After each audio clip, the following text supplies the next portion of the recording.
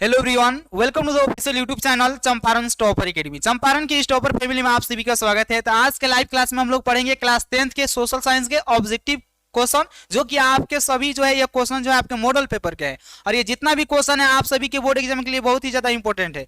यदि आप हमारे चैनल पर पहली बार विजिट करें, मस्ट रिक्वेस्ट है कि जरूर आप हमारे यूट्यूब चैनल को सब्सक्राइब कर लीजिएगा और बेल आइकन को प्रेस कर लीजिएगा, जिससे कि कोई भी वीडियो हमारे यूट्यूब चैनल पर अपलोड हो उसका नोटिफिकेशन आपके पास तुरंत पहुंचे। तो चलिए आज के क्लास को हम लोग स्टार्ट करें और वीडियो के एंड तक जरूर बने रहिएगा, क्योंकि जितना भी क्वेश्चन है आप सभी के लिए बहुत ही ज्यादा इंपॉर्टेंट है।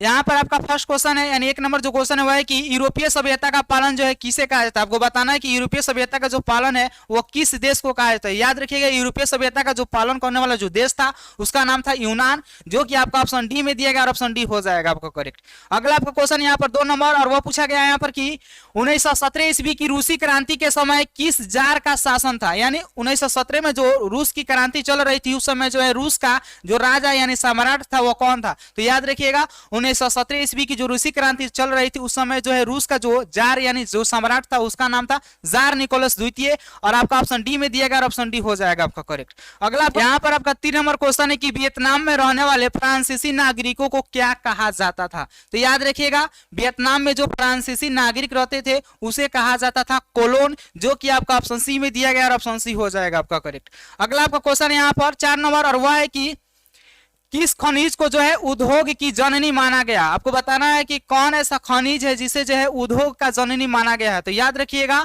लोहा का जो है उद्योग का जननी माना गया है, जो कि आपका ऑप्शन सी में दिया गया और ऑप्शन सी हो जाएगा आपका करेक्ट।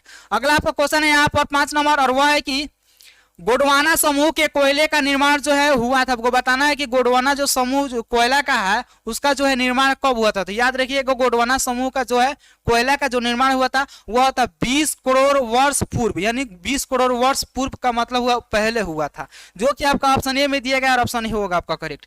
अगला आपका क्वेश्चन है यहाँ पर 6 नंबर, और वह पूछा गया है यहाँ पर कि भारत में किस प्रकार की कृषि की जो है प्रधानता है। आपको बताना है कि भारत में जो है किस प्रकार की कृषि का जो है प्रधानता है। तो याद रखिएगा, आपका भारत में जो है जीवन निर्वाह कृषि का जो है प्रधानता है, और ऑप्शन ए में दिया गया और ऑप्शन ए होगा आपका करेक्ट। अगला आपका क्वेश्चन यहाँ पर 7 नंबर, और वह पूछा गया यहाँ पर कि इनमें साता की साझेदारी का एक सही लाभ क्या है। आपको बताना है कि जो है साता की साझेदारी जो होता है इसमें जो है उसका सही जो लाभ होता है, जो आपका प्रॉफिट होता है वो क्या होता है। तो याद रखिएगा, आपका साता के साझेदारी में जो है आपका जो सही जो लाभ है वो है आपका यहाँ पर समुदाय के मध्य जो है टकराव में कमी, यानी जितने भी समुदाय होते हैं उनके बीच में जो है टकराव का जो कमी होता है, यही जो है साता क्या होता है सही जो है लाभ होता है, जो कि आपका ऑप्शन सी में दिया गया, ऑप्शन सी होगा आपका करेक्ट।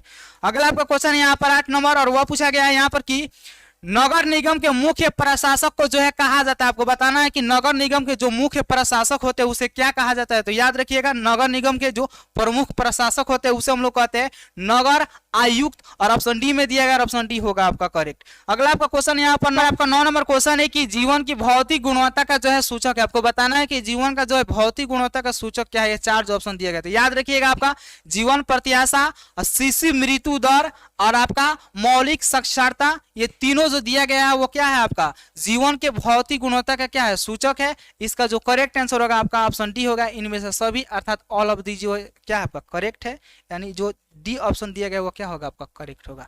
अगला आपका क्वेश्चन यहाँ पर 10 नंबर, और वह है कि मुद्रा के प्रमुख कार्य क्या है। आपको बताना है कि मुद्रा जो होता है उसका प्रमुख कार्य क्या होता है, इसका जो वर्क होता है क्या होता है। याद रखिएगा, मुद्रा का जो प्रमुख कार्य होता है उसका जो होता है विनिमय का जो मुद्रा जो होता है माध्यम होता है, दूसरा जो होता है आपका मूल्य का जो है मापक होता है, और तीसरा जो होता है मूल्य का संचय, यानी मुद्रा का जो कार्य होता है यह तीनों होता है, और ऑप्शन डी में दिया गया इनमें से सभी, और ऑप्शन डी होगा आपका करेक्ट, यानी ऑल ऑफ दिस जो है आपका क्या है करेक्ट है।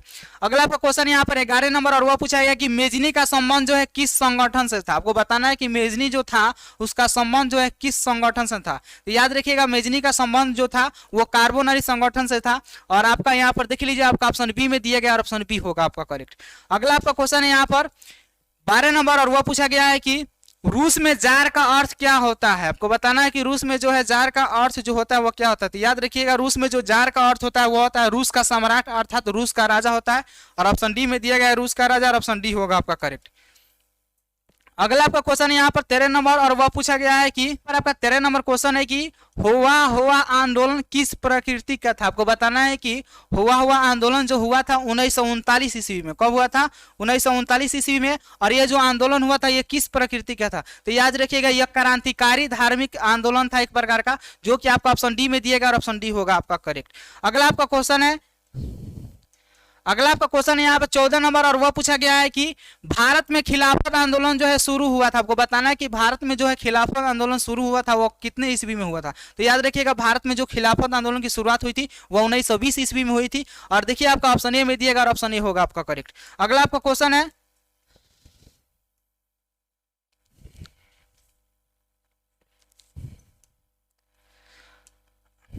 अगला आपका यहाँ पर क्वेश्चन है 15 नंबर और वह है कि 1917 ईस्वी में भारत में पहला जूट मिल किस शहर में स्थापित हुआ था। आपको बताना है कि 1917 ईस्वी में जो है वह भारत में पहला जूट मिल जो है स्थापित कहाँ पे किया गया था। तो याद रखिएगा 1917 में जो है भारत में पहला जो जूट मिल जो है स्थापित किया गया था वो किया गया था कोलकाता में। और ऑप्शन ए में दिया गया है कोलकाता और ऑप्शन ए होगा आपका करेक्ट।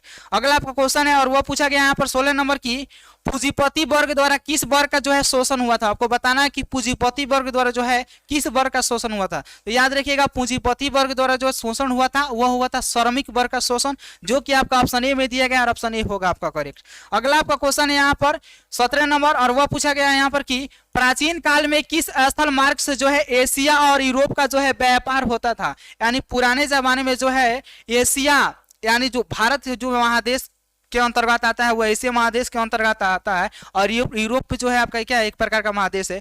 ये दोनों के बीच जो है व्यापार होता था किस मार्ग से होता था? तो रेशम मार्ग से होता था, जो कि आपका ऑप्शन बी में दिएगा और ऑप्शन बी होगा आपका करेक्ट। अगला आपका क्वेश्चन यहाँ पर 18 नंबर और वह पूछा गया है कि गुटेनबर्ग ने सर्वप्रथम जो है किस पुस्तक की छपाई की थी। आपको बताना है कि गुटेनबर्ग में जो है सर्वप्रथम जो है यानी सबसे पहले जो है किस बुक का जो है वह छपाई की थी। तो याद रखिएगा बाइबल बुक का जो है सबसे पहले जो है छपाई किया था और ऑप्शन डी में दिया गया और ऑप्शन डी होगा आपका करेक्ट। 19 नंबर यहाँ पर क्वेश्चन है कि राष्ट्रपिता के नाम से जो है किसे जाना जाता है। ये बहुत ही ईजी क्वेश्चन है। राष्ट्रपिता के नाम से जाने जाने वाले जो व्यक्ति है वह है महात्मा गांधी। और देखिए आपका ऑप्शन यहाँ पर बी में दिया गया है महात्मा गांधी, ऑप्शन बी होगा आपका करेक्ट।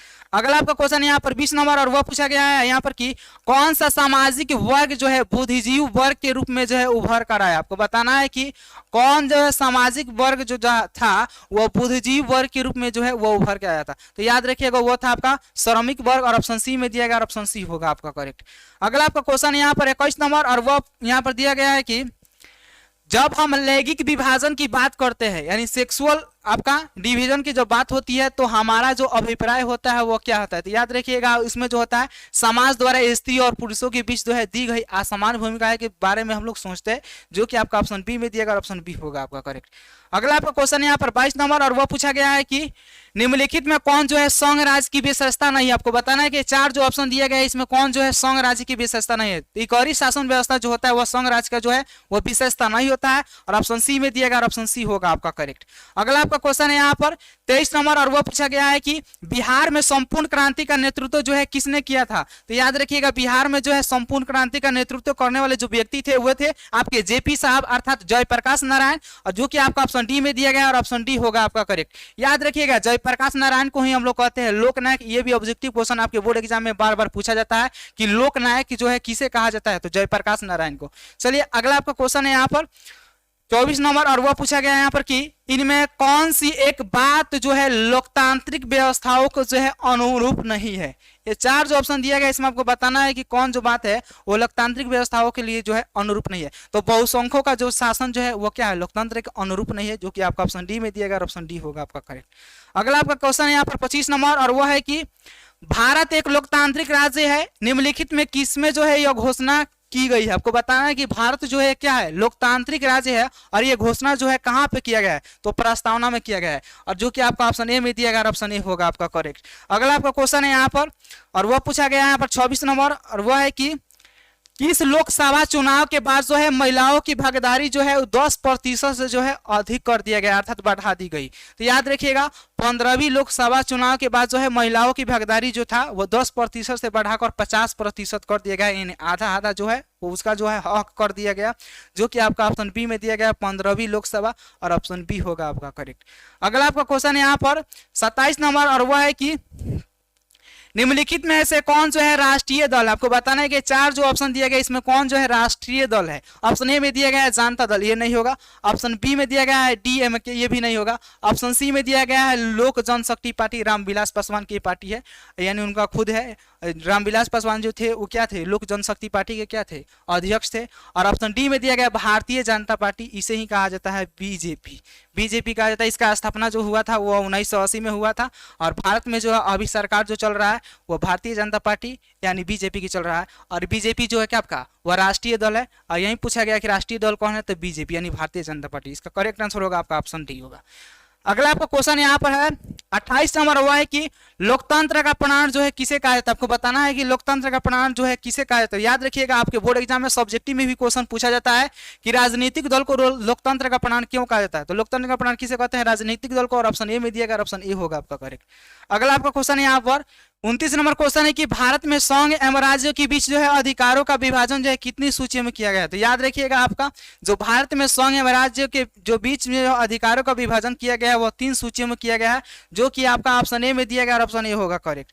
अगला आपका क्वेश्चन है और वह है यहाँ पर 30 नंबर, और वह पूछा गया है कि निम्नलिखित में कौन जो है लोकतंत्र के जो है रंग भेद के जो है विरोधी नहीं थे। तो जेड गुडी जो व्यक्ति थे वो लोकतंत्र के जो है रंग विरोधी नहीं थे। और देखिए आपका यहाँ पर ऑप्शन डी में दिया गया और ऑप्शन डी होगा आपका करेक्ट, जेड गुडी।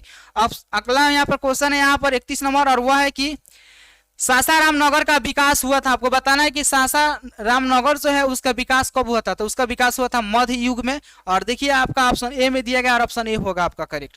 अगला आपका क्वेश्चन है यहाँ पर 32 नंबर, और वह है कि अविभाजित बिहार में निम्नलिखित में कौन एकमात्र नियोजित नगर है। तो याद रखिएगा जमशेदपुर। और देखिए आपका ऑप्शन सी में दिया गया और ऑप्शन सी होगा आपका करेक्ट। अगला आपका क्वेश्चन है यहाँ पर 33 नंबर, और वह पूछा गया यहाँ पर कि पटना हवाई अड्डा का जो है नाम क्या है। तो याद रखिएगा पटना हवाई अड्डा का नाम है जयप्रकाश अंतर्राष्ट्रीय हवाई अड्डा। तो देखिए आपका यहाँ पर ऑप्शन ए में ही दिया गया है जयप्रकाश अंतर्राष्ट्रीय हवाई पतन या अड्डा कहिए, जो होगा आपका क्या होगा करेक्ट होगा, यानी ऑप्शन ए में दिया गया है जयप्रकाश अंतर्राष्ट्रीय हवाई पतन, ऑप्शन ई होगा आपका करेक्ट। अगला आपका क्वेश्चन है यहाँ पर, और वह है यहाँ पर 34 नंबर की बिहार में रज्जू मार्ग कहाँ है। आपको बताना है कि बिहार में जो है रज्जू मार्ग कहाँ है। तो याद रखिएगा रज्जू मार्ग बिहार में जो है वो राजगीर में है। और ऑप्शन बी में दिया गया और ऑप्शन बी होगा आपका करेक्ट। अगला आपका क्वेश्चन है यहाँ पर 35 नंबर, और वह पूछा गया है यहाँ पर कि 35 नंबर क्वेश्चन है कि बिहार में खनिज तेल की जो है संभावना है, अर्थात बताना है आपको जो है बिहार में खनिज तेल मिलने की जो संभावना है वो कहाँ है। तो याद रखिएगा हिमालय के क्षेत्र में जो है खनिज तेल मिलने की जो है अधिक संभावना है। और ऑप्शन ए में दिएगा और ऑप्शन ए होगा आपका करेक्ट। अगला आपका क्वेश्चन है यहाँ पर 36 नंबर, और वह है कि कांवर झील स्थित। आपको बताना है कि कांवर जो झील है वो बिहार के किस जिला में स्थित है। तो बेगूसराय में जो है कांवर झील स्थित है। और देखिए आपका ऑप्शन सी में दिया गया और ऑप्शन सी होगा आपका करेक्ट। अगला आपका क्वेश्चन यहाँ पर 37 नंबर, और वह पूछा गया है कि संजय गांधी जैविक उद्यान जो है किस नगर में स्थित है। तो संजय आपका गांधी जैविक उद्यान जो है वह पटना में स्थित है। और आपका ऑप्शन डी में दिया गया और ऑप्शन डी होगा आपका करेक्ट, यानी पटना। अगला आपका क्वेश्चन है यहाँ पर 38 नंबर, और वह पूछा गया है यहाँ पर कि निम्नलिखित में कौन सड़कों का जो है एक वर्ग नहीं है। 4 जो ऑप्शन दिए गए इसमें जो आपको बताना है कि कौन जो है सड़क का एक वर्ग नहीं है। तो याद रखिएगा आपका पूर्वी पश्चिम गलियारा जो है वह क्या है, वह सड़क का एक वर्ग नहीं है। और ऑप्शन ए में दिया गया और ऑप्शन ए होगा आपका करेक्ट। अगला आपका क्वेश्चन है यहाँ पर 39 नंबर, और वह है कि जिस देश का राष्ट्रीय आय नेशनल इनकम जो होता है वह अधिक होता है वह देश क्या कहलाता है। तो याद रखिएगा जिस भी देश का राष्ट्रीय आय अधिक होता है वो आपका कहलाता है विकसित देश। और जिस देश का राष्ट्रीय आय जो होता है कम होता है वो होता है आपका विकासशील देश। तो पूछा गया है कि जिस देश का राष्ट्रीय आय जो होता है अधिक होता है तो उसे हम लोग क्या कहते हैं, तो विकसित देश कहते हैं, जो कि आपका ऑप्शन बी में दिया गया और ऑप्शन बी होगा आपका करेक्ट। अगला आपका क्वेश्चन है यहाँ पर 40 नंबर, और वह पूछा गया है कि भारत के किस राज्य की प्रति व्यक्ति आय पेयर कैपिटा इनकम, प्रति व्यक्ति आय क्या होता है, राष्ट्रीय आय को देश की कुल जनसंख्या से जब भाग दिया जाता है तो आपका निकल कर आता है प्रति व्यक्ति आय। शॉर्ट फॉर्म में होता है PCI, pair capita income English में बोला जाता है। और यही पूछा गया है कि भारत के किस राज्य का जो है प्रति व्यक्ति आय जो है सबसे अधिक है। तो गोवा जो है भारत का एक ऐसा राज्य है जिसका जो है प्रति व्यक्ति आय पीसीआई जो है सबसे अधिक है। और ऑप्शन डी में दिया गया और ऑप्शन डी होगा आपका करेक्ट। यदि आपसे पूछा जाए कि बिहार के किस जिले का जो है प्रति व्यक्ति आय जो सबसे अधिक है? तो याद रखिएगा बिहार का जो है पटना एक ऐसा जिला है जिसका प्रति व्यक्ति आय जो है सबसे अधिक है। और ये याद रखिएगा क्योंकि ये सभी क्वेश्चन जो है आप सभी के बोर्ड एग्जाम के लिए बहुत ही ज्यादा इंपॉर्टेंट है। इस वीडियो लेक्चर में हम लोग टोटल जो है 40 ऑब्जेक्टिव क्वेश्चन जो है कंप्लीट कर चुके हैं। आगे के वीडियो में आपका 40 नंबर से लेकर 80 नंबर तक जो ऑब्जेक्टिव क्वेश्चन है उसका सॉल्यूशन दिया जाएगा। यदि आप हमारे चैनल पर पहली बार विजिट कर रहे हैं तो आपसे मेरा रिक्वेस्ट है कि जरूर आप हमारे यूट्यूब चैनल को सब्सक्राइब कर लीजिएगा और बेल आइकन को प्रेस कर लीजिएगा, जिससे कि कोई भी वीडियो हमारे यूट्यूब चैनल पर अपलोड हो उसका नोटिफिकेशन आपके पास तुरंत पहुंचे। तो चलिए मिलते हैं नेक्स्ट वीडियो में, तब तक के लिए जय हिंद।